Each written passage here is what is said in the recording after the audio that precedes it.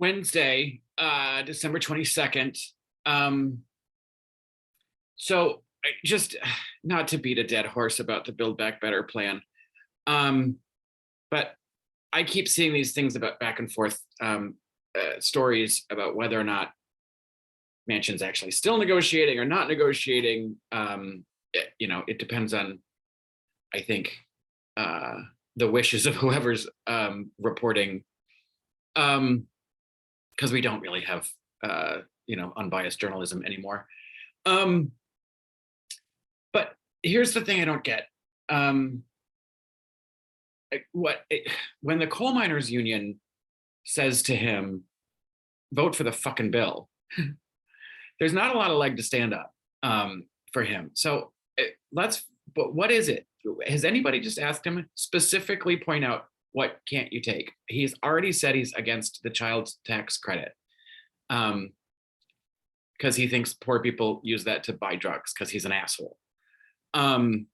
Take the tax credit out. There's already bipartisan support to just do that, to extend those tax credits on their own. Romney will vote for it. So just take it out. Eliminate it from the Build Back Better plan. Find out what it is. I mean, and you got to draw a line somewhere, obviously. But if that's the thing that's holding it up, pull it out, get the Build Back Better plan passed, then pass the updated Build Back Better plan passed, then pass the child tax credit extension, send both of those to the House for ratification, and then we're done. And then we can move on to voting rights. Because there just has to be an answer. I don't understand how we can't move the needle on any of it at all, just because of his objection about part of it. So, who comes up with these negotiation tactics anyway? I'm sure there's a lot more complicated than that, and I'm sure that what he's saying in public and what he's saying in private are two different things. But at some point, there has to be some ability to get the bulk of that bill passed that he's already said he was fine with. So, excuse me, I don't have COVID. It's okay. I got tested.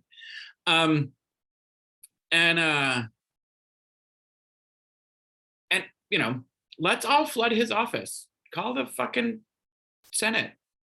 He needs pressure put on him.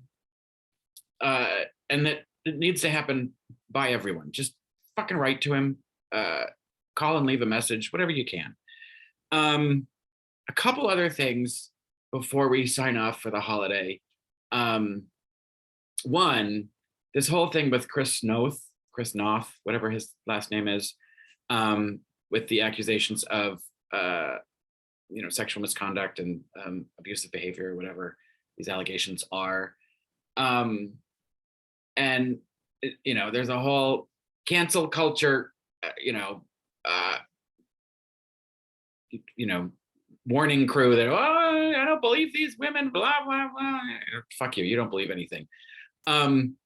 When someone gets accused like that, and immediately several of the institutions that are familiar with the person drop them. You got fired off the Equalizer. The Sex and the City crowd empathized with the accusers. When that stuff happens, it's usually because they know the guy and they know whether or not these specific allegations are true, they're probably true. That's the kind of guy he is. So I don't buy into that. And this whole Jeff Garland getting fired off the Goldbergs, he's just been unapologetic. This is my humor. It's how I express myself. I'm an asshole. I have a lot more respect for that, for just saying I'm an asshole, than trying to lie your way out of it. He doesn't want to change. He just wants to be an asshole. So fine, just keep getting fired and go just be an asshole wherever people let you be an asshole. Because we live in two different societies now. We might as well get used to it. And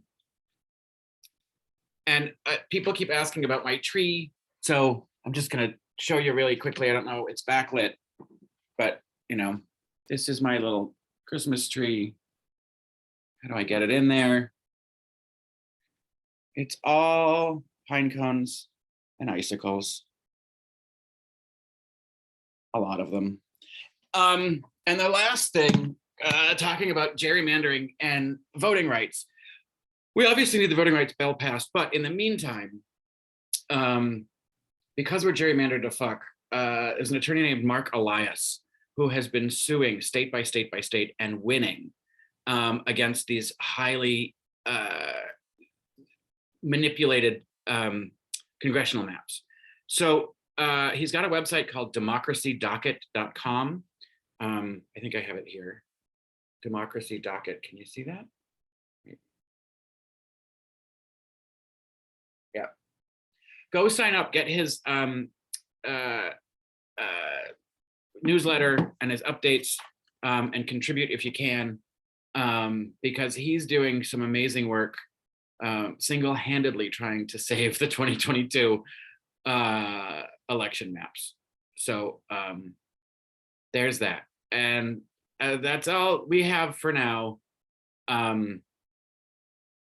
Tomorrow we get on a plane, which we're not looking forward to, but we have triple vaxxed, double masks, and maybe a little stash of vodka. Okay, bye. Happy holidays.